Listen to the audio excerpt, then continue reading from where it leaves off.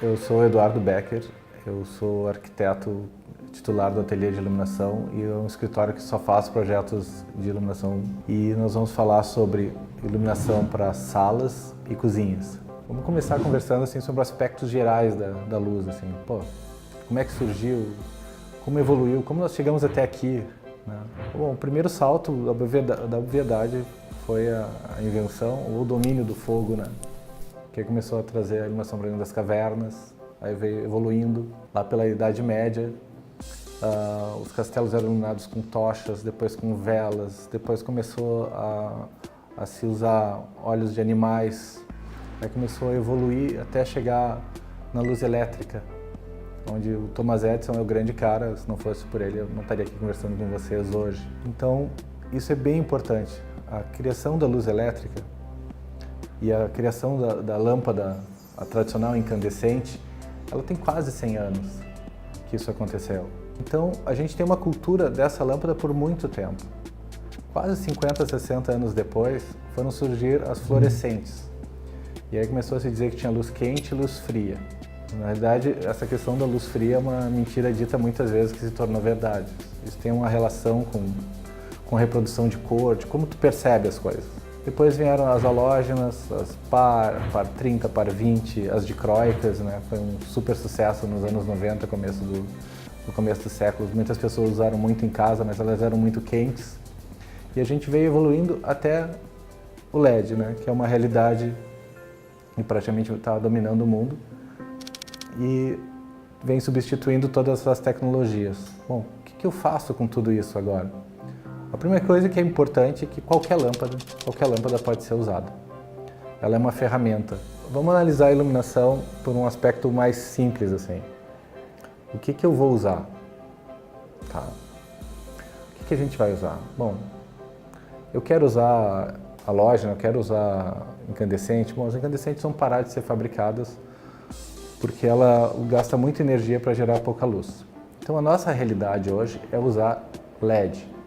Ou fluorescente em alguns casos. O LED substitui em 100% qualquer lâmpada. Ah, não tinha cor, não fica a mesma cor, não fica, não sei, fica assim. Existe tecnologia para isso e isso já é uma realidade. Então, como é que nós vamos pensar isso? Como é que se pensa isso? Então, acho que o melhor caminho assim é começar pela nossa sala de estar. Quando tu chega em casa, ou tu está recebendo um convidado e a pessoa está olhando a tua sala. Então tu chegou em algum ponto e tu tem um panorama. É importante que a gente pense a iluminação como uma direção de fotografia. O que eu estou vendo, o que eu estou percebendo e de que forma eu estou vendo isso. O projeto mais antigo que tem é o projeto elétrico, onde tem um ponto central na sala e daquele ponto se distribui. É o princípio histórico de segurar uma tocha e essa luz se distribui da lâmpada central ou da vela. E depois as casas mais sofisticadas elas começaram a usar muitos candelabros, muitas arandelas e começaram a distribuir ao longo do espaço isso. O que eu acho mais legal. Porque se tu tem um ponto central e ele distribui para o externo, o que acontece? Tudo que está mais importante está no centro. Por exemplo, agora eu conversando com vocês, o mais importante é a minha fala com vocês. Então a luz central está aqui. Se eu fosse apenas uma pessoa decorativa na sala e eu quisesse mostrar o ambiente como fotos de revista, a principal luz está no perímetro e não em mim. Quando eu estou chegando em casa, e isso que eu acho legal, vamos esquecer um pouco as mostras de arquitetura. Nós somos pessoas, nós viajamos, nós vamos a restaurantes, vamos a parques, nós vamos a loja, compramos coisas. Então tudo que está dentro da nossa casa, ela faz parte da nossa história de vida. Então eu acho muito legal quando tu recebe alguém na tua casa, tu mostrar parte dessa tua história. Então eu quero mostrar a foto da minha família, eu quero mostrar um objeto que eu trouxe de uma viagem, eu quero mostrar o sofá que eu comprei, talvez uma TV que eu tenho agora, um som. Então é legal como tu consegue distribuir a luz nisso de uma forma que a luz ela vai te conduzindo. Então tu olha o que está mais próximo, tu vai olhando e tu vai dando a volta e isso vai contando toda uma história e vai gerando um interesse. O importante de projetar a iluminação também é ter um jogo de luz e sombras na tua sala. Se tu tem muita luz, tu não mostra nada. É o princípio de farmácia, um princípio de asepsia, muita luz. Tu entra, compra e vai embora. Mas na tua casa, tu tem que ter aconchego, tem que ser aconchegante, tem que baixar isso. A luz tem que ser aconchegante. Como a gente faz isso? De forma geral, a gente vai ter um tripé. A gente tem vamos considerar que a gente tem uma iluminação central, que ela vai ser, digamos, um pendente que está saindo do teto. Em algum momento, eu posso ter um aparador, alguma coisa. Né? É uma questão mais simples. Fixo lá. Eu poderia ter um candelabro,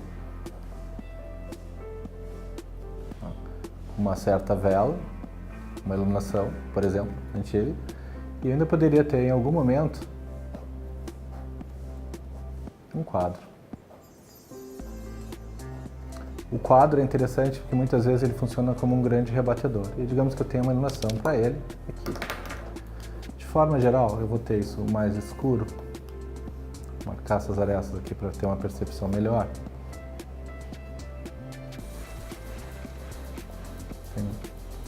A gente consegue ter um detalhe. A vela, o princípio mais antigo, né? Ela vai ter uma iluminação radial e vai distribuir. Então isso é legal de você perceber, né? Como essa iluminação ela vai tangenciar. E aí uma coisa importante é que o teu olho corre do claro para o escuro. O quadro pode ter um objeto, ele vai ter um facho direcionado. Então a minha percepção ela vai ficar sempre do claro para o escuro ou do escuro para o claro. O mesmo abajur, o pendente, ele vai ter uma certa distribuição de luz que vai pegar. Que nesse caso poderia estar sendo até considerado como se fosse uma mesa de jantar com objetos, uma floreira, sei lá, etc. Então isso vai iluminar. O que a gente está falando? Que eu consigo ter uma luz central que ela vai irradiar para as bordas, ou eu posso ter um controle de iluminação pelo perímetro, uma iluminação média e uma iluminação em objetos que vão dar essa reflexão. Eu posso ter ou essa ligada, ou só o perímetro, ou só a luz por rebatimento de quadros, fotografias dos parentes. E a variação disso eu consigo ter até 6 cenas. Se a gente se colocássemos uma delas pelo menos dimerizável, então teríamos infinitas possibilidades. Isso aqui é ao alcance de todo mundo, dá para ir na loja de confiança e comprar tranquilamente. A gente busca um jogo de contraste, principalmente aqui no sul, que a gente tem uma cultura muito forte da madeira, do tijolo, do fogo e do vidro. São coisas tradicionais da arquitetura. Nós também, como latinos, a gente se orgulha do nosso bronzeado. Sabe? Então a gente gosta de uma coisa mais quente. Então essa luz que ela é mais aconchegante, que ela é mais baixa, nos agrada muito. É lareira, é vinho, é uma luz baixa. O controle de iluminação da tua sala também é bom. Então tu imagina o que eu estava desenhando aqui para vocês. A gente tem uma luz alta, como essa, a gente tem uma luz de um candelabro, ou uma luz baixa, um abajur, que faria às vezes, e uma luz de um spot iluminando um quadro. Ótimo. Eu tenho 3 pontos de luz. E eu posso combinar eles. Eu posso acender um só, um de cada vez, 3 cenas. Eu posso fazer a combinação deles de 2 a 2, ou posso acender 3. Então, com 3 luzes na tua sala, 3 formas diferentes de iluminar a tua sala, eu consigo ter 6 cenários. Com 6 cenários, eu tenho certeza que tu consegue fazer coisas muito agradáveis na tua sala. Desde receber os amigos para uma janta, até depois sentar para beber, conversar à vontade. Então isso é bem legal, eu acho que com essas dicas da sala aqui a gente vai bem. Então a questão da sala, esse controle de iluminação é importante. Então a primeira coisa, assim, tu pode ter uma cena do jantar, então o ponto focal está na janta, tipo aqui estamos iluminando o prato, E tudo isso pode ser controlado por automação. E agora, em 5 anos, vai ser quase impossível que as residências não tenham acesso à automação. E a gente não está falando de residências de alto nível, nada a ver. Tecnologia a custo e acessível às pessoas. Hoje, com um valor médio, bem acessível, mais barato que muita poltrona, muito mais barato que muito equipamento, muito poltrona, sofás e tal, tu consegue automatizar praticamente todo o teu apartamento. Onde é que isso é interessante? Isso é interessante no controle das cenas. Tu pode ter as boas-vindas da casa, por exemplo, tu tá chegando em casa, pelo aplicativo do teu celular, tu já deixa a luz ligada como tu quer, tu pode deixar a TV acesa no canal que tu quer, ou a música que tu quer, etc.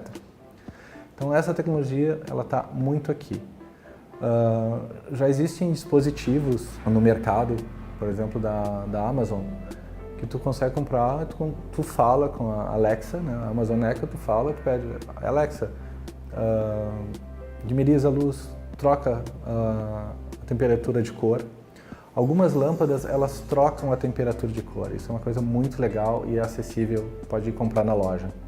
Então tu pode ter uma luz mais branca ou uma luz mais amarelada e dimerizar ela no mesmo equipamento.